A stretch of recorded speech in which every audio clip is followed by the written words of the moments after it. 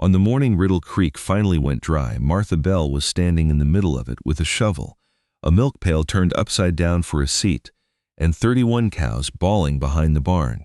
Her neighbor Earl Pritchard slowed his pickup on the county road because there was nothing else worth stopping for. "Martha," he called out, "you can't dig water out of a dry creek." Martha didn't look up. She set the shovel blade against a half-buried circle of stone the drought had uncovered overnight and set it quiet enough that Earl almost missed it. "I don't think this is the creek." It was the third week of July, 1988. Nebraska and Kansas were both drying out that year the same way the rest of the country was. Martha had heard on the radio that corn production nationwide was expected to fall by more than a third. She didn't need the radio to tell her that. She could see it in her own pastures. Martha was 52. Her husband Samuel had died in 1985, 3 years before that summer, and she'd kept the dairy going after him, because the milk check was the one piece of money that showed up every 2 weeks, no matter what the weather did. She ran 31 milking cows and 18 heifers on 140 acres, and Riddle Creek cut along the eastern edge of the place, the boundary between her ground and Earl's. Nobody in Prairie Hollow thought much of Riddle Creek. It flooded in the spring, muddy and wide, and by the middle of most summers, it was nothing but a cracked seam of gravel. The county map filed it as seasonal drainage. Earl had a line he liked to use about it at the feed store. "That creek doesn't run when you need water. It only runs when you already have too much." He wasn't trying to be cruel. He was being accurate, and everybody laughed because it was true. The problem that July was that true didn't fill a stock tank. Martha's domestic well at the house had slowed to a trickle that could barely keep the kitchen and half the barn going. Her cows needed close to 1,000 gallons a day in the heat, more on the worst afternoons, and Dale Crowder, who ran the water truck out of Prairie Hollow, told her over the phone that he was already booked 2 days out. $48 a load, Dale said.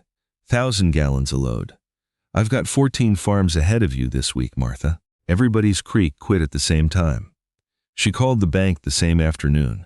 Roy Meeker had handled the Bell account since before Samuel died, and he wasn't unkind about it, just plain. "A seasonal creek doesn't help your borrowing base," he said. "Not unless it holds water when the county's dry.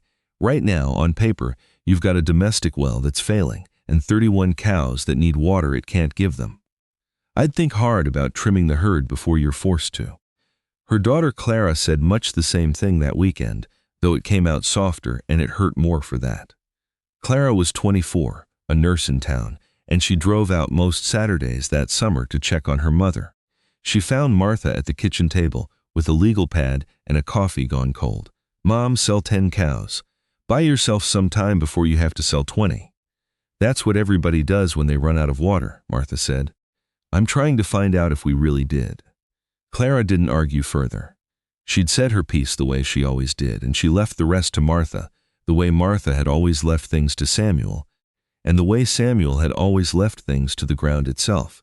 Martha had a notebook from the co-op, the kind meant for feed orders, and she'd started using the back pages for something else. She wrote down creek depth. She wrote down which fence posts the cows stood near longest in the heat of the afternoon. She wrote down the price of a load of water and the number of loads she thought she'd need before September. She didn't know yet what she was building toward.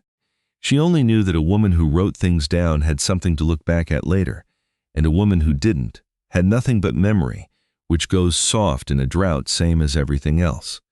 It was on one of those mornings, walking the dry bed of Riddle Creek with the cows already restless behind her, that she noticed 3 things that didn't belong. The first was a patch of moss, dark and damp-looking, clinging to the shaded side of an old cottonwood root at a bend in the creek where the water should have been long gone by any reasonable account.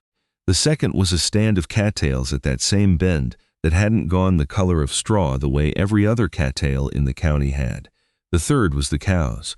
Every afternoon, without anybody driving them there, they crossed the pasture and stood at an old crossing near the fence line, a spot where the county road used to run before it was moved decades back. There was no water on the surface there. They stood anyway, the way cattle will stand somewhere they remember water being, even after the water's gone.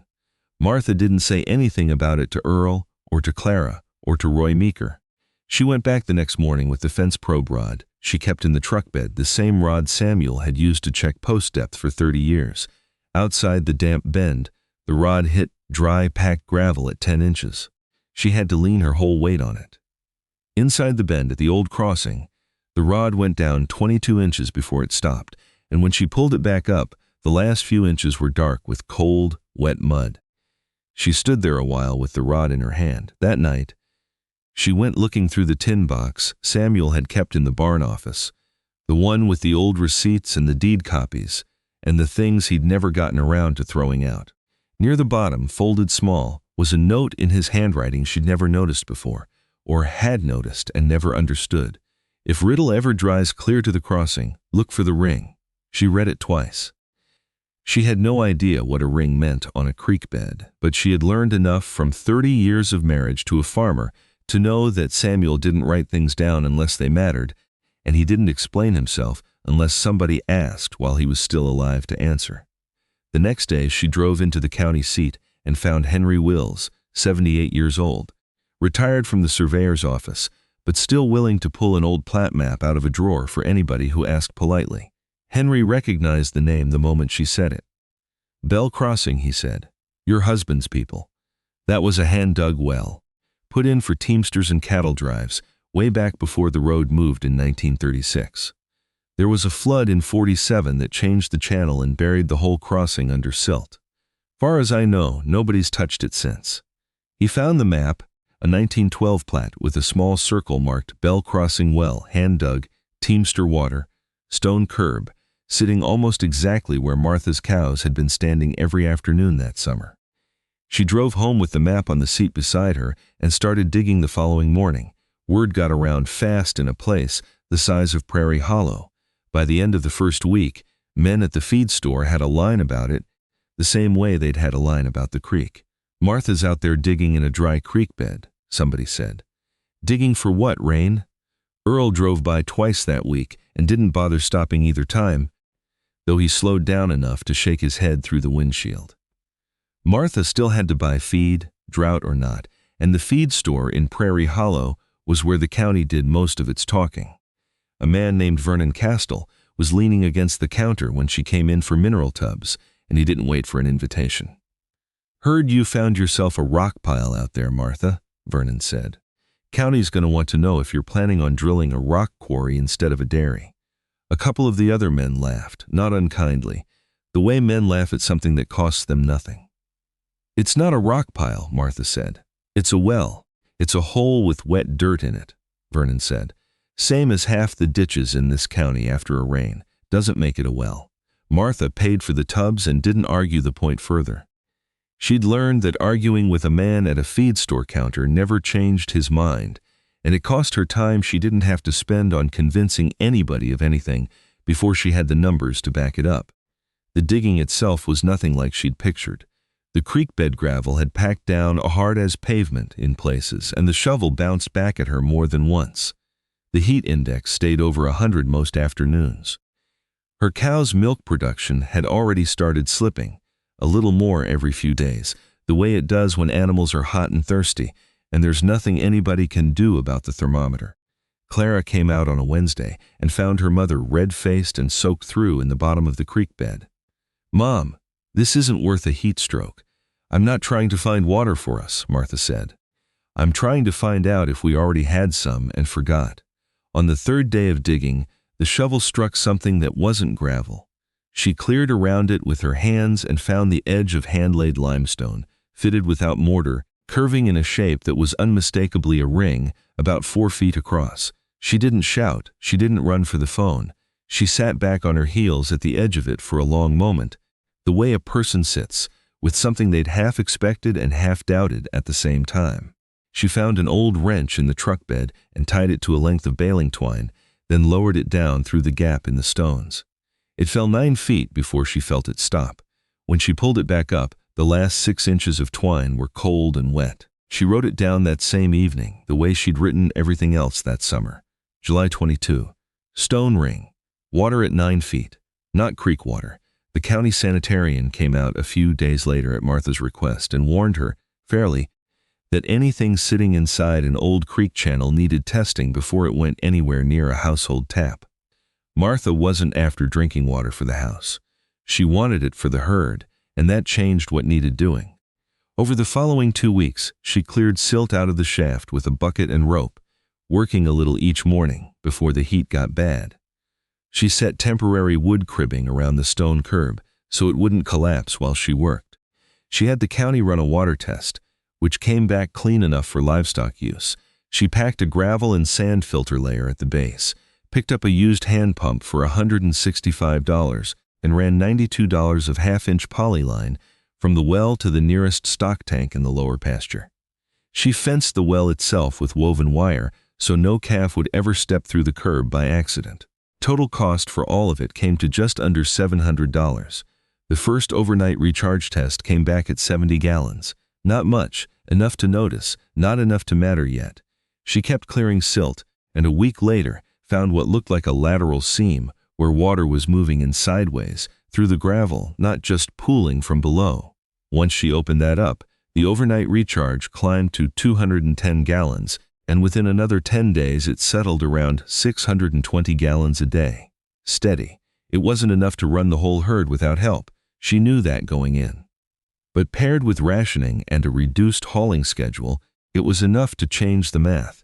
It hadn't gone smoothly the whole way through. 9 days into the silt work, one side of the temporary cribbing shifted after a night of heavy runoff from a storm that dropped rain everywhere except where the crops needed it. Martha came out that morning to find 2 of the boards leaning inward and a fresh slide of gravel half filling the shaft she'd spent a week clearing.